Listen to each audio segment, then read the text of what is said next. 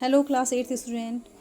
In this video we will understand the remaining part of the chapter metal and non-metal. Paheli is curious to know about the copper. Is rusting in copper also? As we have seen in previous video, rusting in iron. Similarly, Paheli want to know, is there rusting in copper also?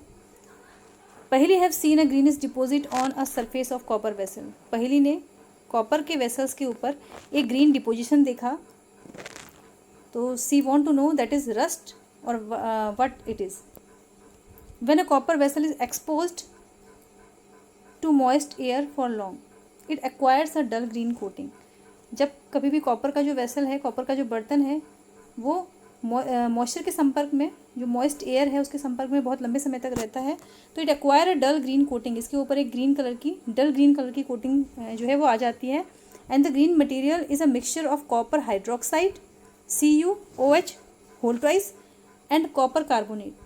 तो ये green colour का जो material है, जो green colour की जो coating है, ये मिक्सचर होता है कॉपर हाइड्रोक्साइड का एंड कॉपर कार्बोनेट का.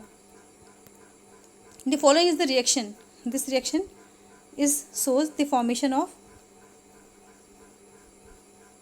the green material on the surface of copper vessel. When copper comes with the contact of moist air, and moist air means water जो है H2O, that is water, and water is from the moisture, moist air, and carbon dioxide oxide also in the air, and oxygen. तो copper when react with the moist air, it forms copper hydroxide and copper carbonate, and this is called the green material, green coating on the surface of copper vessel. Now recall the activity of burning magnesium ribbon. The ash obtained on burning magnesium ribbon is dissolved in water and tested for its acidic or basic nature. अब याद कीजिए जो activity आपने class 7th में की थी, जिसमें magnesium ribbon को बर्न करने के बाद जो एस जो बना था, जो राख बनी थी, that is magnesium oxide MgO. तो if we dissolve the ash in water, उस राख को जब पानी में डिज़ोल्व किया जाता है और उसका जो टेस्ट है वो किया जाता है या देखने के लिए कि इसका जो नेचर है वो एसिडिक है और बेसिक है. तो इज़ द सोल्यूशन एसिडिक और basic? How do you ascertain this? तो जो सोल्यूशन है वो एसिडिक है या बेसिक, जो मैग्नीशियम ऑक्साइड को डिज़ोल्व किया पानी में, उसके बाद जो हम उसको टेस्ट करेंगे तो ये जो सोल्यूशन है वो एसिडिक है या बेसिक है. तो कैसे आप इसको इसका पता कैसे लगाएंगे? You must have observe that the red litmus turn blue. तो आपने देखा होगा, इसका ऑब्जर्व किया होगा, जो रेड लिटमस पेपर है वो ब्लू में टर्न हो जाता है. तो it means so oxide of magnesium is also basic in nature, क्योंकि जो मैग्नीशियम का ऑक्साइड है उसका जो नेचर है वो बेसिक है. And not only the oxide of magnesium, all the metal oxide are basic in nature. In general, like the aluminum oxide, and in previous activities we have seen the iron oxide, these all are basic in nature. So in general, metallic oxide are basic in nature. This is the important term, you have to learn this, कि all metallic oxides are basic in nature. Means they turn red litmus blue. Let us now observe the reaction of non-metal with oxygen. तो ये था metals की जो reaction है. Metals को हमने check किया, मेटल ऑक्साइड को, कि लिटमस पेपर से वेदर दे आर एसिडिक और basic. Now we will observe the reaction of non metal with oxygen. Non metal की ऑक्सीजन के साथ क्या रिएक्शन होती है, एंड मेटल ऑक्सीजन के साथ क्या देते हैं, metal oxide, and these are basic in nature. Now non-metal, the reaction of non-metal with oxygen. Now activity 4.4. So we will only understand this activity here. Take a small amount of powder sulfur in deflagrating spoon and heat it. तो एक small amount में जो sulphur है उसको powder के form में लेके एक डीफ्लैग्रेटिंग स्पून जो है उसमें लेंगे और उसको हीट करेंगे. And what is the deflagrating spoon? That is a vertical, this type of spoon has the vertical handle. इसमें एक वर्टिकल हैंडल होता है जिसकी हेल्प से हम इसको हीट करते हैं. If Deflagrating spoon is not available. You may take a metallic cap of any bottle and wrap a metallic wire around it and give it the shape of like this. You can make, if you have not the deflagrating spoon, so you will make this type of spoon. You can make this, any metal cap you can take and you wrap the metallic wire around it.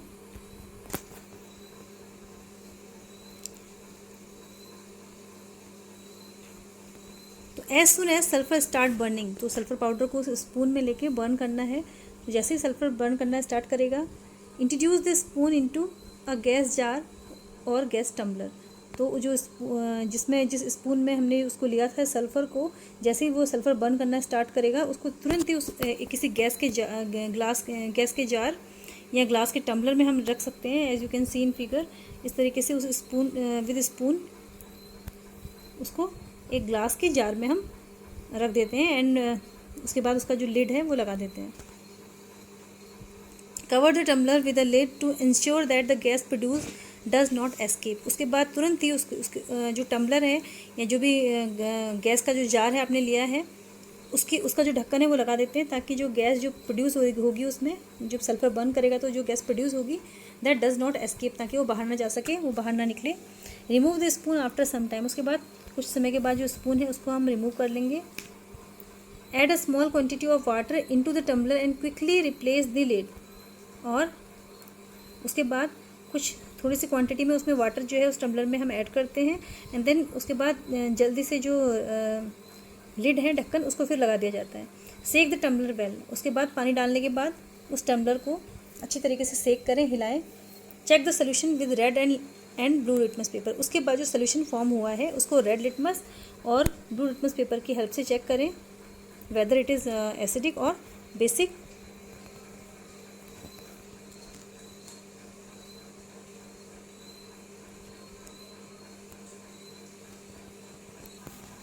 The name of product formed in the reaction of sulfur and oxygen is sulfur dioxide gas. तो जो product इसमें form हुआ है किसकी reaction से? Sulphur और oxygen की reaction से. मीन सल्फ़र के जो पाउडर है उसको हमने बर्न किया था, उसके बाद बर्न होते ही उसको हमने एक टम्बलर में लिया था और उसको लिड लगाई थी. उसके बाद जो गैस फॉर्म हुई थी उसमें हमने वाटर ऐड किया था. तो जो प्रोडक्ट फॉर्म हुआ है सल्फ़र और ऑक्सीजन की reaction say that is sulphur dioxide gas. तो सल्फ़र डाइऑक्साइड जो गैस फॉर्म हुई है, when sulfur dioxide is dissolved in water, sulfurous acid is formed. तो जैसे सल्फर डाइऑक्साइड पानी में डिजॉल्व होती है तो एक एसिड फॉर्म होता है that is sulphurous acid. The reaction can be given as follows. अब ये रिएक्शन इस तरीके से हम दे सकते हैं.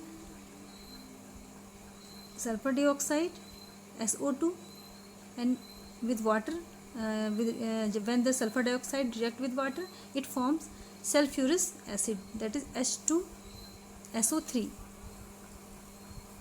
The sulfurous acid, the formula of that is H2SO3. The sulfurous acid turn blue litmus red. देखिए जो सल्फ्यूरस एसिड जो फॉर्म हुआ है उसने क्या किया, जो ब्लू लिटमस पेपर है उसको रेड में कन्वर्ट कर दिया. इट मीन्स अगर रेड लिटमस पेपर लेते हैं वो ब्लू में कन्वर्ट होता है, it means it is basic and here the reaction is opposite. तो sulphur acid turn blue litmus paper red, इसने ब्लू लिटमस पेपर को रेड कर दिया है. It means it is acidic in nature. Generally oxide of non metals are acidic in nature. तो generally जो oxide होते हैं नॉन मेटल के these are acidic in nature. और इससे पहले हमने जो देखा ऑक्साइड मेटल्स के वो थे वो बेसिक थे नेचर में, और जो नॉन मेटल ऑक्साइड है इनके जो oxide these are acidic in nature. Recall the name of some of the laboratory acids and bases you have read in class 7th. जो आपने क्लास 7th में जो एसिड लेबोरेटरी में यूज़ होने वाले एसिड और बेस आपने पढ़े थे, तो उनके कुछ नाम दीजिए.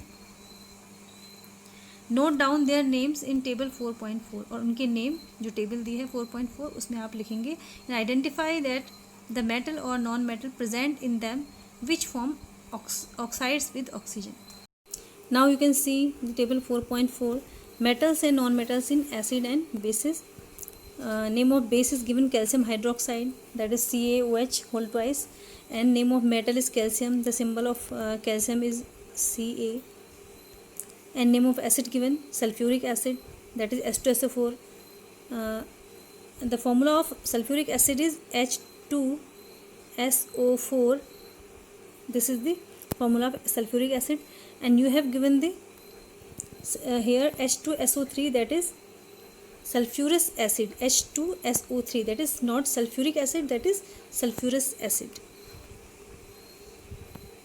And similarly, in consecutive columns you can write name of base, metal, name of acid and non-metal. And like you can write here base barium hydroxide, and here you can write barium hydroxide, and metal barium. And name of acid you can write phosphoric acid, and non-metal is phosphorus, that is non-metal. And similarly you can write potassium hydroxide, metal is potassium. And name of acid carbonic acid you can write, and non-metal is carbon. Similarly lithium hydroxide, and metal is lithium. And acid you can write hydrochloric acid, that is HCl, and non-metal is hydrogen.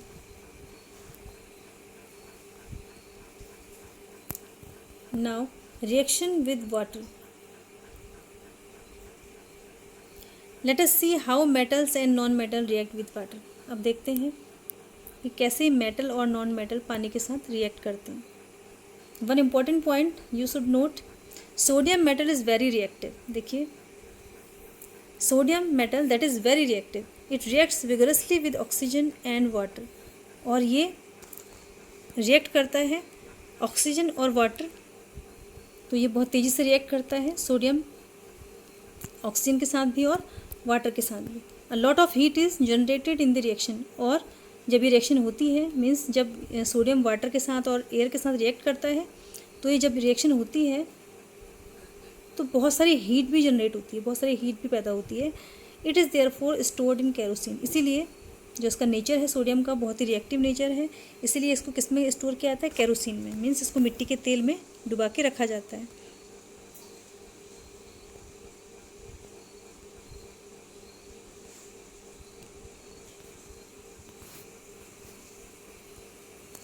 Here is an activity 4.4. So with the help of this activity we can understand the active nature of sodium. So we will understand only this activity. Take a 250 ml beaker glass tumbler.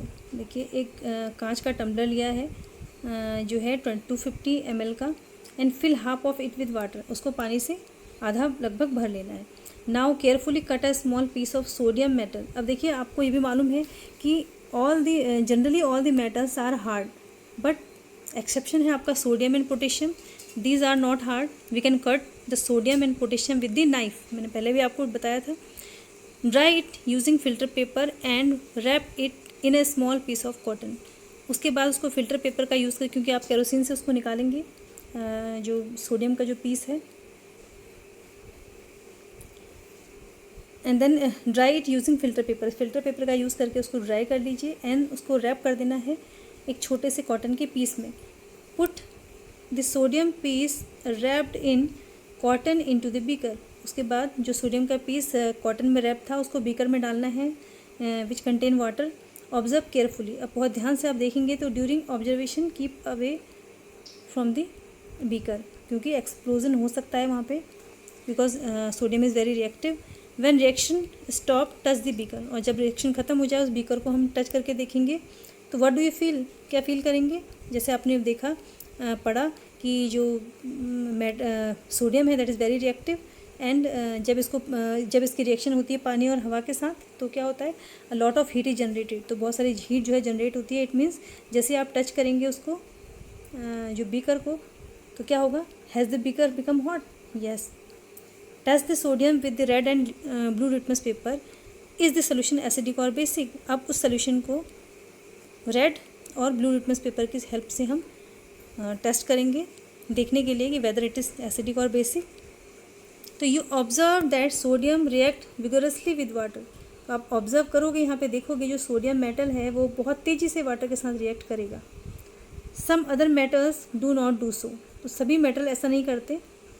For example iron react with water slowly. अब माना लोहे का piece in place of sodium you will take the iron piece. आप iron का piece लेते हो और उसे पानी में डालते हो तो ये सेम रिएक्शन वहाँ पे नहीं होगी. Although they both are the metals. Generally non metals do not react with water though they may be very reactive in air. तो जनरली जो जितने नॉन मेटल होते हैं वो पानी के साथ रिएक्ट नहीं करते, यद्यपि वो हवा में बहुत ज़्यादा रिएक्टिव होते हैं.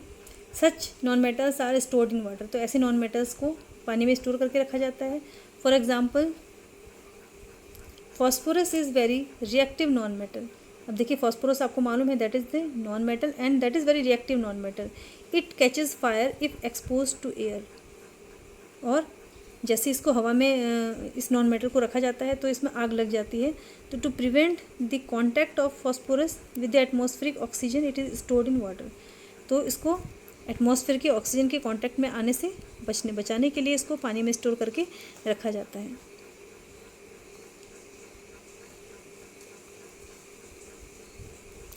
So in next video we will discuss the reaction with acid, the metals or non-metal, how the non-metal and metal react with acid.